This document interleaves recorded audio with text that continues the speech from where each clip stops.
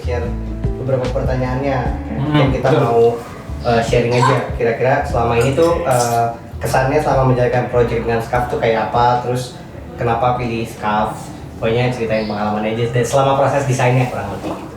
Silakan Kak Nada atau Kak Andre. Wah, aku dulu. Diplomatis sekali ya. Iya.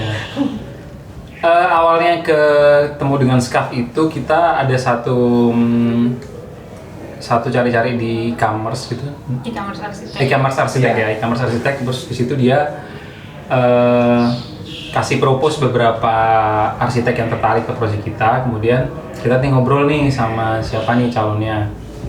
Nah, di beberapa arsitek yang kasih propose itu setelah ngobrol sepertinya sih komunikasinya lebih nyambung sama SCAF. Selain komunikasi juga mungkin dari desain yang kayaknya cocok sama taste-nya kita ya.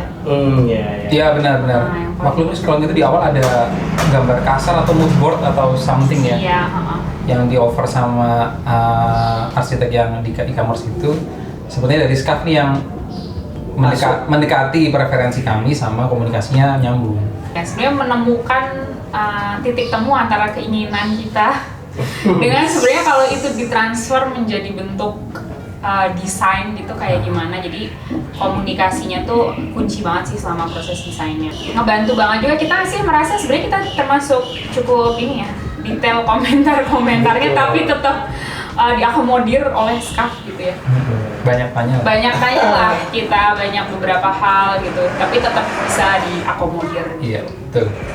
Sebenarnya kalau dari konsep awalnya banget itu pengen rumahnya tuh yang kayak gimana sih Kak? Dari awal itu mungkin bisa ceritain sedikit awal ke kita tuh ngebayangin rumahnya kayak apa, terus kayak poin-poin yang kira-kira mau kita jadiin emphasize di desainnya tuh apa sih sebenarnya, kurang lebih kayak gitu mungkin. Bisa diceritakan mungkin Kak? Awal banget ya, sebenarnya kalau awal banget itu kita pengennya rumah tumbuh karena sadar terkait limitasi yang kita punya, salah satunya adalah budget gitu ya. Yeah. Jadi kayaknya yang cocok nih konsepnya apa tuh rumah tumbuh gitu. Selain rumah tumbuh juga kita mikir kayak waktu itu karena lahan kita cukup ini ya, minimalis juga gitu luasannya, kita pengen yang banyak area-area yang multifungsi gitu kan. Dan nggak bikin ngerasa sempit gitu. Mungkin nambahin, pertama itu pengennya yang cahayanya banyak. Ya. Terus udaranya ngalir. Karena sebelumnya kita tinggal di satu kontrakan itu cahayanya hanya di depan, terus udaranya juga relatif terperangkap sih ya, nggak ngalir. Terus tetap ada satu ruang tidur di bawah untuk memfasilitasi orang tua kalau udah tua itu sih. Kalau dari segi style sih kebetulan kita berdua sama-sama cocok dengan yang minimalis gitu ya. Karena kayaknya ketranslate ke banyak hal gitu, minimalis termasuk ke budget juga jadinya. Dan perawatan rumahnya juga sih gitu ya. Dan minimalis tuh kayaknya lebih masuk sama style kita. Mungkin ya selera sih ya, seleranya lebih cocok banget cocoknya sih. yang simple lah. Ya kita kebetulan emang sukanya yang simple gitu. Oke, berarti so far setelah menyampaikan kebutuhan desainnya, terus kita coba untuk realisasikan dan akhirnya terbangun, kira-kira dari Kak Nada sama Kak Andre ngerasanya gimana nih tentang rumahnya, baik dari aspek yang tadi ditekankan kayak cahayanya. Kalau aku ngerasa ini rumahnya itu nggak seperti yang kami bayangkan. Kenapa? Karena aku nggak bisa bayangin rumahnya tuh mau yang kayak gimana gitu ya. Jadi memang di awal kita sama-sama tahu kebutuhan ruangannya tuh apa. Ya. Tapi kayak desainnya jadinya nanti akan kayak gimana ya, itu kita nggak kebayang gitu. Ya, betul. Jadi ketika jadi, ternyata kayak gini ya memvisualisasikan kebutuhan kita itu. Jadi sebenarnya sih beyond our imagination because we cannot imagine gitu. Terus ternyata setelah ditempati sih yang aku ngerasa bahwa kayak emang ini rumah yang paling cocok sama kita sih. Mungkin Karena sesuai dengan yang kita butuh. elemen of surprise tadi pertanyaannya panas ya, relatif sih, kami nggak merasa terlalu panas. Tetap kalaupun panas siang hari gitu mungkin 1-2 jam aja pas terik-teriknya matahari, ya. tapi itu pun dengan ada kipas angin kayaknya cukup, nggak perlu AC karena di ruang keluarga ini kan nggak ada AC hanya di ruang tidur. Terus karena bukaannya banyak, surprise ini tuh kayak nyamuk atau apa itu nggak ada, nggak tahu kenapa, karena bayangannya sih mungkin ada ya, karena waktu kita nggak kepikir ya. Tapi ternyata nggak ada. Sempat kita kepikir ini kebuka banget ada nyamuk nggak gitu Iya, kan. Ternyata tapi ternyata nggak ada juga. Bahkan sudah dikasih tanaman juga aman. Terus sejauh ini sih yang sudah jadi bentuknya sesuai sama kebutuhan sih. Iya. I see. Surprise-nya lagi mungkin ini kali ya, karena kami pernah tinggal di kontrakan yang kayak bukaannya nggak begitu banyak, cahayanya juga nggak banyak, aliran udaranya nggak begitu banyak. Misalnya kami tinggal berapa hari tuh masuk tuh hawanya beda gitu ya. Iya. Nah ini kemarin kami sempat nih pulang kampung agak lama gitu ya, 10 hari. 10 harian lah gitu. Balik lagi ke sini tuh ternyata hawanya masih enak gitu, nggak kerasa kayak rumah yang ditinggal lama gitu. Jadi itu salah satu surprise juga sih buat kami. Terus ini sih desain ruangannya kan banyak apa lost ya, lebar ya, kosong ya gitu. Open plan. Open plan. Nah, open gitu sehingga kayak maintenance kayak bersih-bersih apa beres-beres tuh rasanya sih lebih gampang ya dibanding yang banyak lekuan atau banyak inilah level atau apa gitu, enggak. Jadi buat memudahkan kami juga sih. Oke, kita mundur sedikit ke fase konstruksinya nih Kak. Jadi kan waktu konstruksi kita sempat dibantu sama Mas Amin Construction juga. Kira-kira ada kesan apa nih selama dibantu Mas Amin? Terus kira-kira cukup prosesnya kan aku melihat Kanada sama Kande lumayan detail mempublikasikannya di Instagram. Kira-kira proses apa nih yang kira-kira lumayan berkesan dan menurut Kanada perlu di-share atau ceritakan buat teman-teman yang mungkin mau bangun rumah lagi, mungkin masukannya untuk kontraktornya, pilihnya seperti apa gitu-gitu Kak. Mungkin bisa di-share gitu Kak. Apa?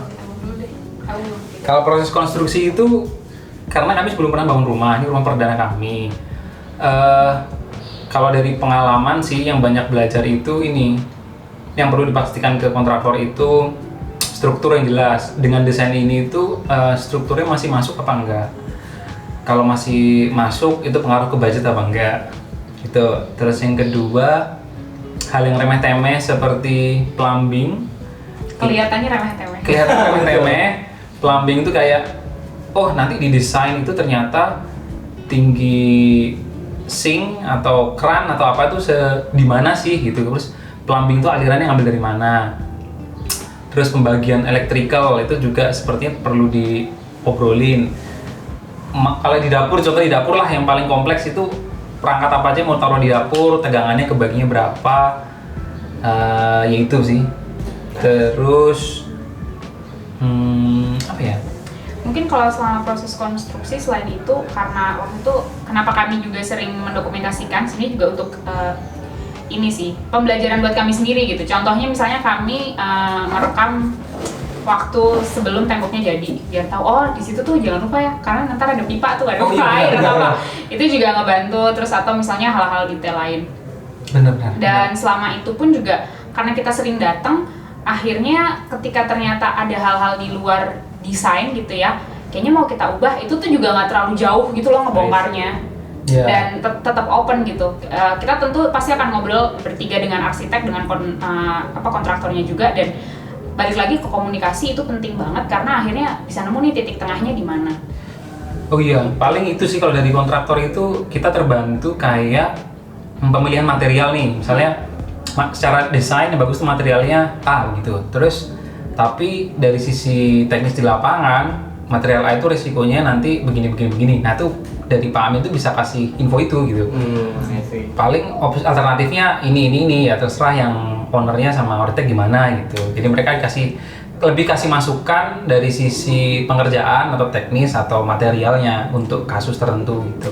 Oke. Mungkin terakhir ya, pertanyaan yang agak personal, kira-kira favorite spot dari rumahnya yang sebelah mana nih kalau Kanada sama Kak Andre? Wow, favorite spot agak susah kayak semuanya favorit. Mungkin kalau aku favorit tuh ternyata kamar belakang ya.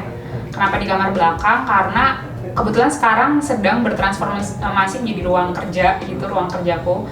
Dan kenapa itu favorit banget? Karena itu ruangan paling adem, ruangan paling sejuk, tanpa AC gitu ya. Bahkan ketika cuma dibuka gitu tuh tidur siang di situ tuh bisa hawanya semilir banget gitu. Jadi enak banget lah di situ. Nggak panas dan nggak pengap, dan itu nyaman banget sih buat ada di situ. Kalau aku di sini sih. Oh gitu. Iya. Aku tahu karena abang akan jawab di sini. Di sini soalnya waktu itu yang request untuk punya satu ruangan semi outdoor tapi di dalam. Itu aku sih sebenarnya tapi dia sini sih. Oke. Jadi kayak jadi ruangan multifungsi sebenarnya Kak. Jadinya gitu sih akhirnya. Ruangan aktivitas juga bisa. Nice. Oke deh, paling dari kita itu aja. Terima kasih banyak waktunya Kak Randa, Kak Andre. Terima kasih Kak. Terima kasih Kak.